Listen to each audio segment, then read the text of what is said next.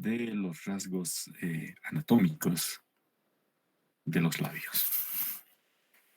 Y como ustedes podrán observar, de los labios y la observación respectiva de este elemento anatómico, que ha sido utilizado a partir de varios estudios vinculados precisamente al estudio y el registro y clasificación de los surcos labiales. Como podrán ver en esta fotografía, en esta imagen, en los labios existen cualquier cantidad de rasgos lineales y en algunos casos cuadriculados, pero que han sido utilizados estos rasgos con fines identificativos. A diferencia de otros estudios, como hemos visto hasta la clase anterior, se trataban de las arrugas o de las eminencias papilares, o sea, todos los aspectos salientes que se han utilizado como a partir de la conformación de figuras como elementos de identificación. En este caso sucede lo contrario. Estas figuras o estos rasgos que ustedes pueden observar se deben a las surcosidades, o sea, los surcos en la zona de Klein, ¿no es cierto?, vinculados a esta área respectivamente. Entonces, a partir de esta configuración, pues muchos estudiosos han denotado que era posible registrarlos y también clasificarlos. A ver, ¿qué más podríamos hablar de esto?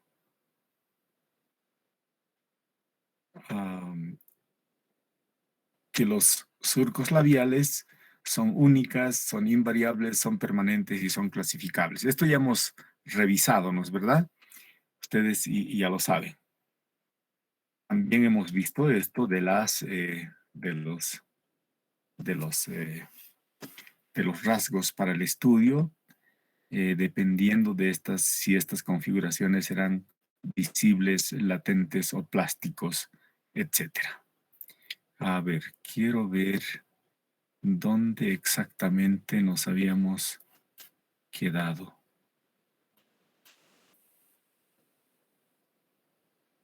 Creo que hemos visto hasta acá. ¿Recuerdan o no? ¿Alguien me puede...? Sí, doctor, era hasta la imagen anterior. Hasta acá, Hasta ¿no? ahí. Sí, doctor. Ya. Ok. Bien. Todo lo primero que se ha hecho es registrar las diferencias que existen en la configuración externa de los labios. Y si es así, pues una de las primeras clasificaciones era de observar a la simple observación y también de carácter comparativo, revisar si estos eran medianos, pequeños, gruesos o grandes, ¿verdad? Entonces, ese es uno de los primeros rasgos, pero ustedes saben que en todo proceso investigativo no se puede decir simplemente grande, simplemente pequeño o simplemente mediano. Tiene que existir un patrón métrico para poder comparar y tener esta idea. Para eso existen también ciertos patrones clasificatorios, pero que ha sido también vinculado con la afiliación racial. Por lo tanto, ese elemento de clasificar entre grandes, gruesos o pequeños no era válido, digamos, para toda la población. Entonces, dentro de los subgrupos poblacionales desde el punto de vista racial, se ha podido identificar. Y de esa manera se supone que ciertos grupos raciales tienen ya algunas características específicas, como en la raza negra, por ejemplo, los labios gruesos es prácticamente uno de los patrones más comunes. Eso no quiere decir que sea una regla infalible, sino debido al mestizaje, estos rasgos también han sufrido ciertas modificaciones, ciertos cambios que se pueden observar en la actualidad. Entonces, por ese motivo, ese patrón métrico de comparar entre labios grandes, pequeños o medianos, ¿no es cierto?, ha quedado de alguna manera reducida simplemente a una perspectiva observacional, pero que no se la podía medir. Pero entre esas características también se puede mencionar simplemente si son grandes, gruesos o pequeños, o gruesos y pequeños, o delgados, como en este caso, ya son rasgos, pero que, como les digo, no existe un patrón métrico capaz de clasificar estos cambios o estas comparaciones que se pueden hacer entre uno y otro. Entonces, es como decir, tiene el cabello rubio, cabello negro, algo así, sabiendo que las tonalidades de color, pues, sufren distintas combinaciones. Entonces, en un rasgo de reconocimiento, esto nos sirve simplemente como referencia, como indicio. Entonces, esto de las dimensiones labiales, para nosotros es simplemente un indicio. Por eso no tiene mayor rigor en tratar, digamos, eh, esta variable, ¿no es cierto?, en carácter numérico, o sea, que no se ha podido transformar bajo una medición exacta cuáles serían los grandes, cuáles son los pequeños, cuáles son los gruesos, cuáles son los delgados, etcétera. Entonces tenemos ahí una reserva, pero sin embargo, las combinaciones que pueden existir ya son rasgos indiciarios de reconocimiento de las personas.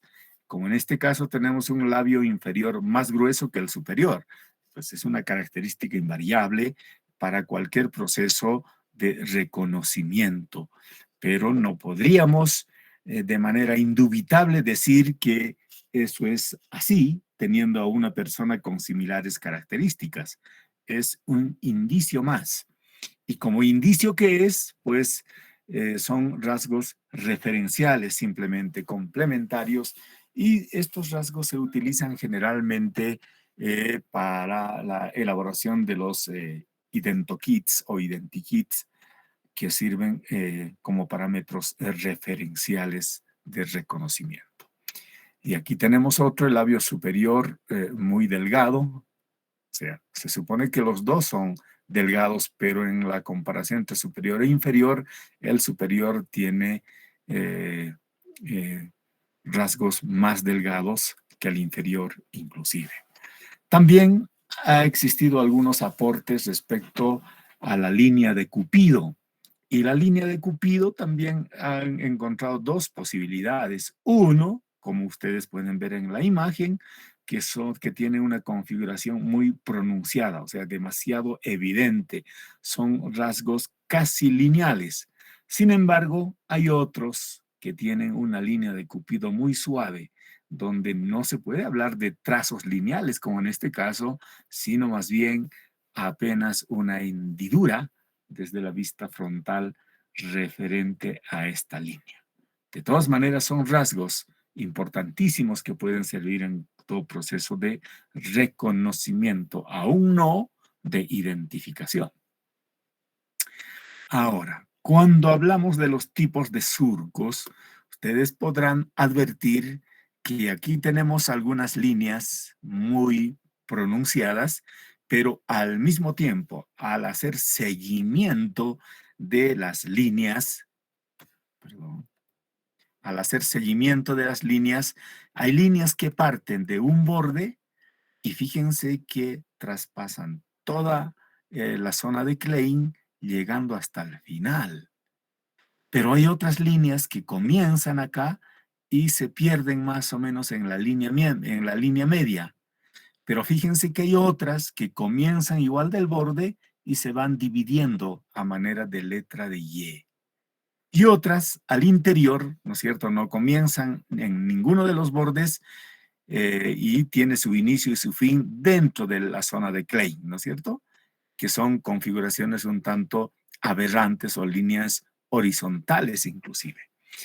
Estos rasgos característicos precisamente han servido con fines clasificatorios y poder obtener un dato numérico concreto de combinación que nos permita con mucha aproximación a un proceso de identificación.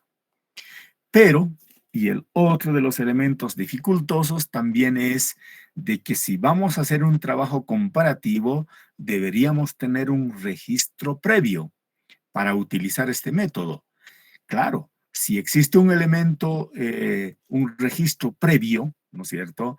Y encontramos en un cadáver fresco de los cuales se puede obtener este registro, claro que sí se puede hacer una comparación y por superposición laminar podríamos prácticamente definir la identificación de una persona o a quién pertenece con mucha aproximación. Pero si no tenemos con qué comparar, simplemente se va a quedar en indicios identificatorios. Por ese motivo son propuestas de métodos que nos permitan proceder a la identificación de las personas a partir de estos rasgos. Y recuerden nuevamente que cumple con los requisitos de inmutabilidad, de perennidad, ¿no es cierto?, de variabilidad y probablemente esté en entredicho la practicabilidad, puesto que tomar el registro es un tanto también dificultoso, aunque nos hemos dado nosotros en las prácticas los modos más económicos posibles como para lograr estos datos. Hasta hace poco lo que hacían era utilizar un lápiz labial y adosarlo sobre un papel, ¿no es cierto? Y directamente se quedaba así como impresión. Pero nosotros hemos variado con otro elemento y nos da mejores resultados y también con mejores posibilidades de conservación. Entonces, ese es el fundamento del estudio de estos surcos que ustedes pueden advertir. Y aquí ya se presentan formas reticuladas. Como verán, no es uniforme en toda la zona de Klein, tanto superior como inferior. Por lo tanto, estas variaciones es necesario registrarlas de alguna manera y por ese motivo se ha optado por zonificar, ¿no es cierto?, estas zonas para poder advertir en ellas los mejores rasgos o los mejores surcos que podrían evidenciarse en cada una de estas zonas respectivamente. Por lo tanto, uno de los primeros aspectos es dividir en cuadrantes. A eso se llaman los cuadrantes labiales. Y a la vista del observador tenemos el labio superior derecho, el labio superior izquierdo, el labio inferior izquierdo y el labio inferior derecho respectivamente. Esta línea o esta línea cartesiana prácticamente nos divide a los labios, considerados como únicos entre el superior y el inferior, en 4 cuadrantes. Eso en primera instancia. ¿Y qué es lo que pasaría? Fíjense, si tenemos el registro en papel. Aquí se ha utilizado como una especie de tinta, ¿verdad? De una tinta que se utiliza para tampo, para sellos. Y fíjense que cuando se imprime esta imagen sobre el papel, las zonas cambiarían. En este caso ya sería el labio superior izquierdo al que corresponde esto y esto al labio superior derecho respectivamente, ¿no es cierto? Tanto el inferior como el superior. Entonces, había que invertir estos datos. Sin embargo, con la técnica que nosotros habíamos modificado, mantiene tal como si estuviéramos viendo a la persona, así como en este caso. Esos registros ya se vuelven invariables, por lo tanto, nos da mayor fidelidad además. Hace un momento comentábamos sobre los tipos de grosor labial y entre ellas podríamos clasificarlos entre delgados, medianos y gruesos como un dato de aproximación. Y también tenemos los mixtos cuando combinábamos el labio superior delgado y el labio inferior grueso, o al revés, el labio superior grueso y el labio inferior delgado.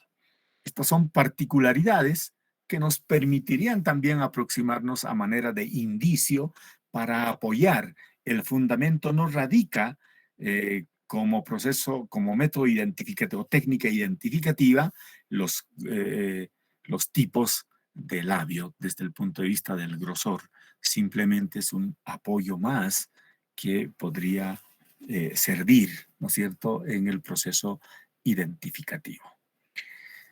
Ahora, las comisuras constituyen la zona de unión lateral de los labios superior e inferior, como habíamos visto ya en la imagen superior.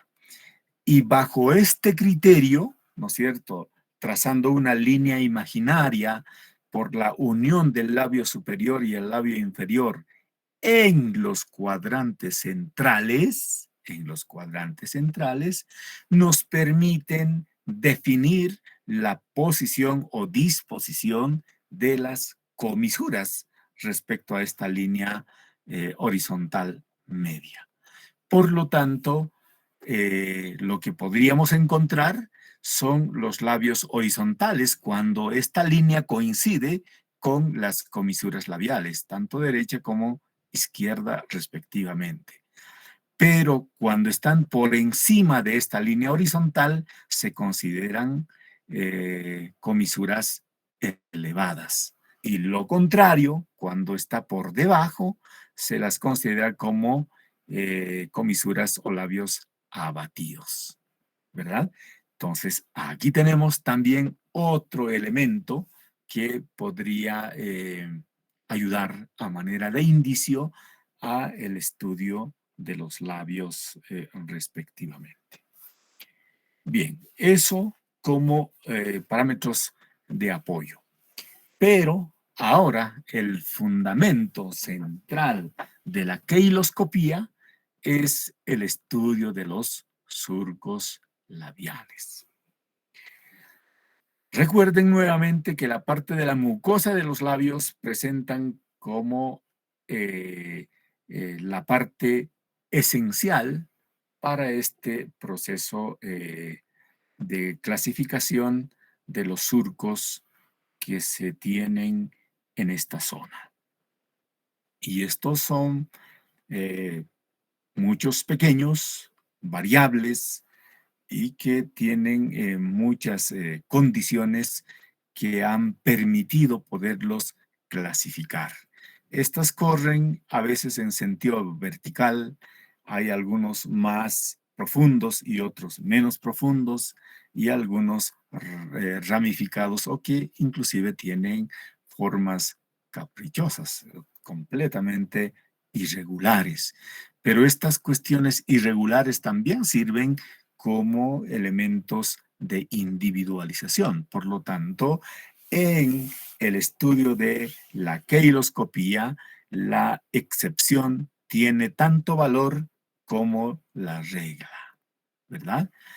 Y de este estudio, pues, obtenemos el indicador, y el indicador es la disposición de los surcos según las tablas de clasificación. Entonces, han existido muchos autores que han intentado clasificarlos y evidentemente han logrado tener ciertas tablas que permitan la clasificación de las mismas, pero hay algunos que han tenido apoyo más que otros, y debido a eso es que se tiene algunos que han tenido mayor apoyo, los que se mantienen para el estudio queiloscópico. Ahora bien, hasta hace un momento teníamos 4 grandes zonas, ¿no es cierto? El labio superior derecho, labio superior izquierdo, inferior derecho, inferior izquierdo. Ahora bien, todas ellas además exige este método dividirlos, ¿no es cierto?, en 4 zonas. Como verán, cada cuadrante está dividido en 4 zonas a partir del trazo de líneas verticales paralelas a la línea media.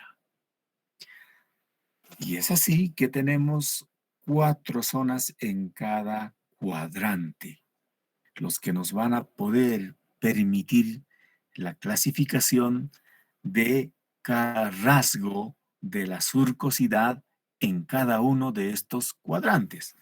¿Cuáles son los que más se imponen? Ese es el criterio, ¿no es cierto? ¿Qué elementos son los que destacan, si vale el término, ¿no es cierto? Tanto por su profundidad, tanto por su claridad en cada uno de en cada una de estas zonas establecidas de esta manera. Y aquí tenemos algunos criterios de clasificación por algunos autores. Según Martín Santos, ¿no es cierto? Las clasifica en 2, entre simples y compuesto. Y dentro de las simples tienen las formas, ¿no es cierto?, en línea recta, en línea curva y en línea angular. En cambio, los compuestos son combinaciones de estas anteriores, ¿no es cierto? Lo que denotan las líneas con 2 ramas o bifurcados, las líneas con 3 ramas o trifurcados y las líneas de forma completamente irregular, ¿verdad? Entonces, estos son los criterios que ha propuesto Martín Santos para poder clasificar a las surcosidades.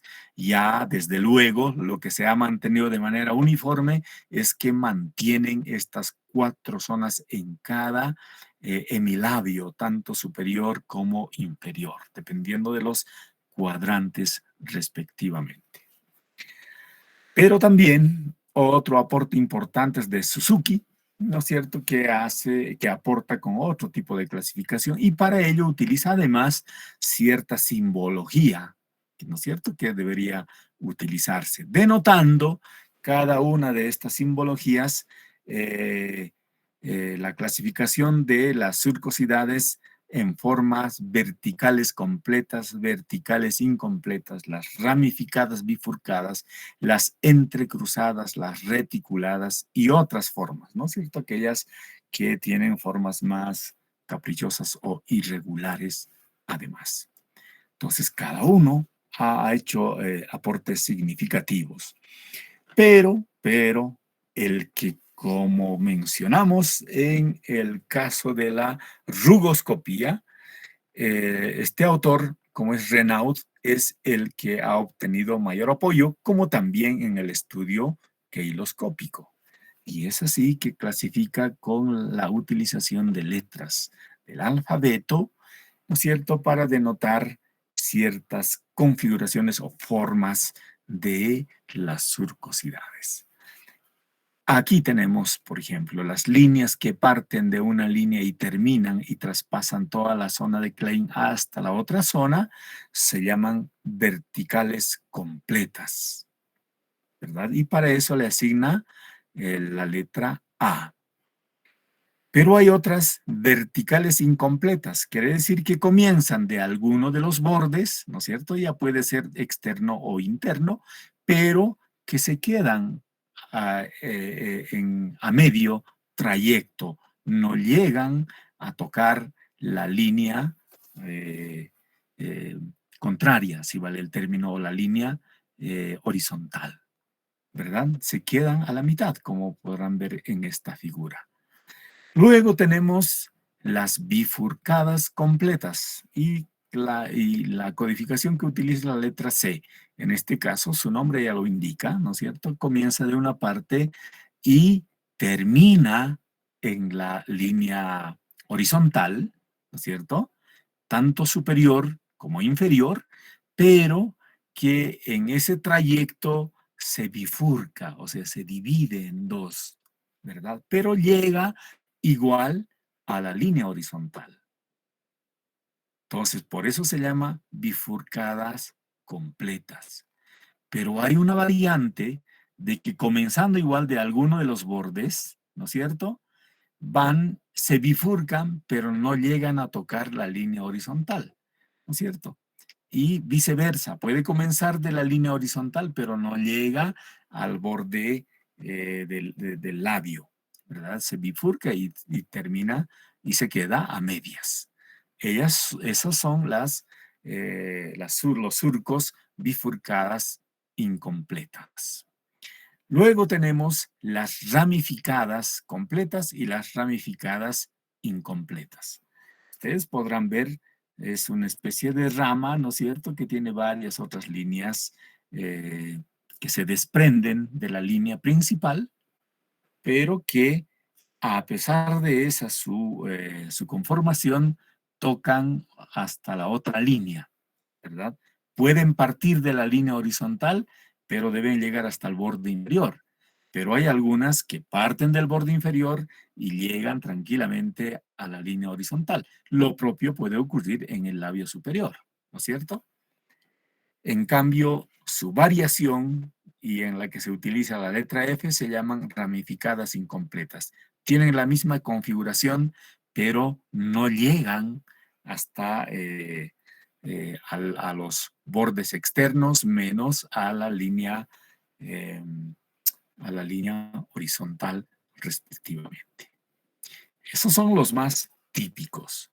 A partir de la letra G, ¿no es cierto?, son aspectos un poco más irregulares, pero también se ha visto con cierta constancia con la tipicidad de que se encuentran en algunas zonas, ¿verdad?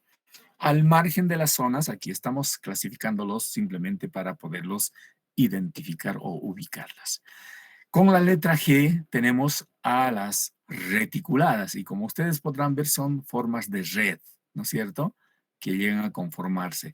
Hay labios completos que solamente tienen forma de red, ¿no es cierto?, que son característicos y se les ha asociado con ciertos grupos sociales también, pero que nosotros no nos podemos aventurar para afirmar. Son estudios apenas exploratorios y como que son exploratorios, no han sido confirmadas. La evidencia científica siempre debe ser probada y en tanto eso no ocurra, simplemente hay que anunciarlos como noticias. Y luego tenemos las que tienen forma de aspa o una forma de cruz o X, como ustedes podrán ver acá. A ellas le asigna la letra H para denotar estas. Pero hay también líneas horizontales, como en la figura que habíamos visto, ¿no es cierto? Hemos encontrado algunas líneas horizontales muy típicas y estas tienen la codificación de la letra I para esta forma de figuras y finalmente con la letra J las clasifica a las otras formas, en forma de elipse, triángulo, en forma de V, microsurcos, etcétera, completamente irregulares que pues en una zona podría existir, ¿verdad? Entonces, esta es la codificación que se utiliza y ustedes para sus prácticas también van a utilizar esta codificación. Y no se preocupen, en el formulario les voy a mostrar porque nadie está obligado a aprenderse de memoria todas estas cosas, ¿verdad? Pero van a tener también alguna imagen en su formulario de apoyo para que puedan clasificar con mayor exactitud lo que van a encontrar en el registro labial. Bueno, y finalmente, a manera de recordatorio nada más, tenemos también la clasificación de las zonas. Y en esta clasificación de las zonas, Renaud ya le asigna códigos. Entonces, fíjense, para los labios superiores, utilizan la letra mayúscula.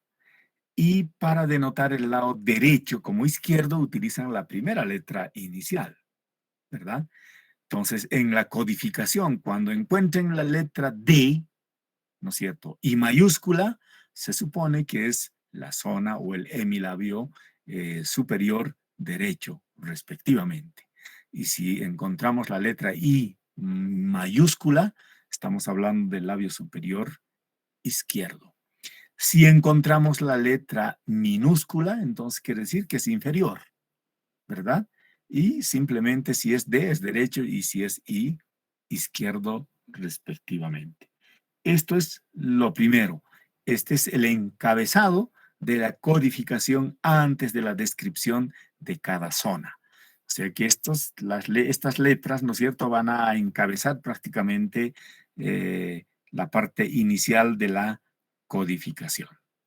Como ustedes podrán advertir acá, la letra D mayúscula significa el labio superior derecho, labio superior izquierdo, ¿no es cierto?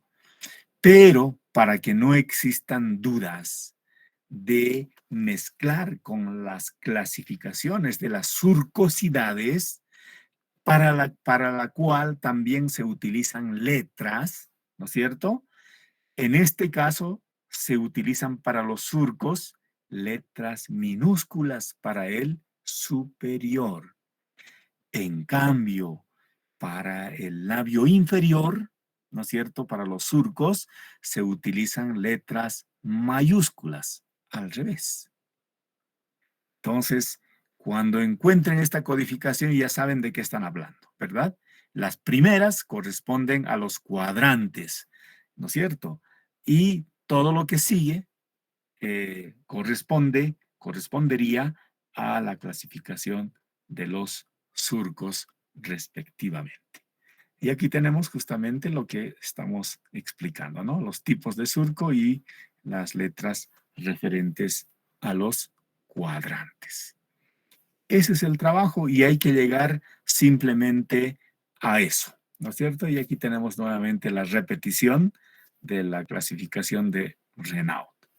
Entonces, yo les voy a mostrar cuando lleve en la práctica el formulario y la forma de llenarlo, la forma de extraer el registro, ¿no es cierto? Y cómo almacenarlo, además, ¿no es cierto? Es lo que vamos a aprender en las prácticas. ¿Tienen alguna pregunta hasta acá?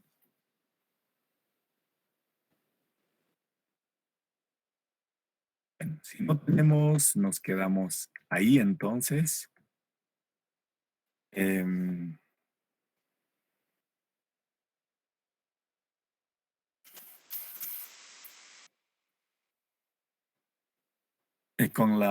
Todavía con la incertidumbre de cómo van a ser nuestras clases, aún mantenemos, mientras no ocurra lo contrario, nuestras clases teóricas de manera virtual y las prácticas estamos modificando un tanto con el primer rote, pero veamos qué es lo que vaya a suceder. Seguramente nos van a dar alguna certidumbre el honorable consejo facultativo. La anterior clase no pasamos porque precisamente estaba en una reunión formal para tratar estos temas que no están claros aún en la facultad respecto a la presencialidad total, o no. Hay algunos que entienden de esa manera y otros no. Pero tenemos que tener una certidumbre para enfocar nuestras actividades. ¿Ok? Bueno, con esto concluyo entonces.